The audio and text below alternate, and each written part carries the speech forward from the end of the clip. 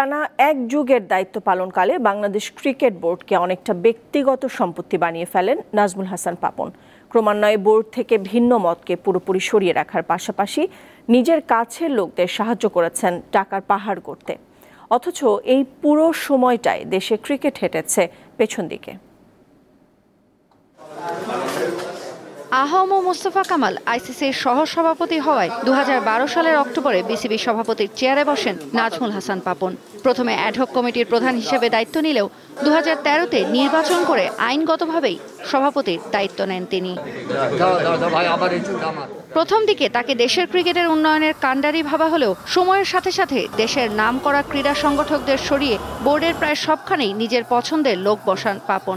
এজন্য তিনি রীতিমতো নিয়ন্ত্রণ করেছেন বিসিবি নির্বাচনে ভোটাধিকার প্রাপ্ত কাউন্সিলর কারা হবেন। ভোট পাওয়ার জন্য যেটা দরকার যে সব মানুষ যেন আপনাকে ভোট দিতে বাধ্য হয়, সেরকম একটা সিচুয়েশন তৈরি করা, সেটাই তারা করেছিল। একটা সময় যখন সারা দেশ জুড়ে ভোটের ব্যবস্থাটা ছিল, সেটাকে ওনারা কিন্তু বদলে ফেলেছিলেন। কিন্তু ক্লাবের সব ক্লাবগুলিকে ইভেন্চুয়ালি নিজেদের নিয়ন্ত্রণে নিয়ে নেওয়া হয়েছিল। এবং এমনও আমরা শুনেছি যে একই ব্যক্তির কাছে হয়তো 6টা-8টা করে ক্লাব, এরকম আবার লাইক মাইন্ডেড 5-7 জন মিলে তাদের হাতে হয়তো 50%-এরও বেশি ক্লাব তাদের হাতে।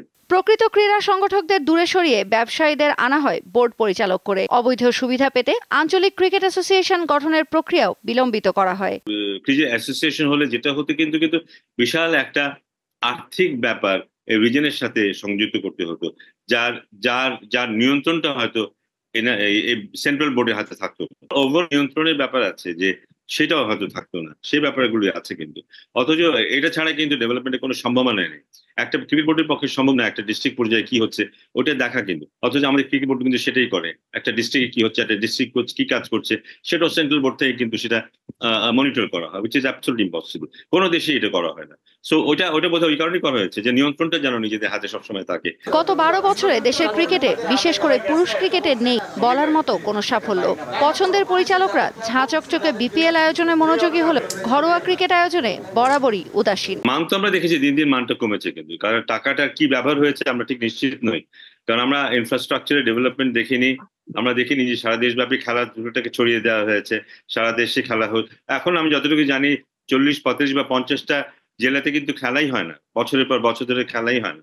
সো ক্রিকেট বোর্ডের কাজই তো হচ্ছে এটা, সারা দেশে খেলাধুলা হবে, সারা দেশে থেকে যে মেধারা আছে সেই মেধাগুলি উঠে আসার সুযোগ পাবে, বা অন্যান্য সেই সংগঠক বলি, কোচ বলি, ফিজিও ট্রেনার সব আস্তে আস্তে সারা দেশ থেকে উঠে আসবে। তেমন কোনো কিছু আমরা দেখিনি, কিন্তু ঢাকাকে ঘিরেই তাদের পরিকল্পনা ছিল।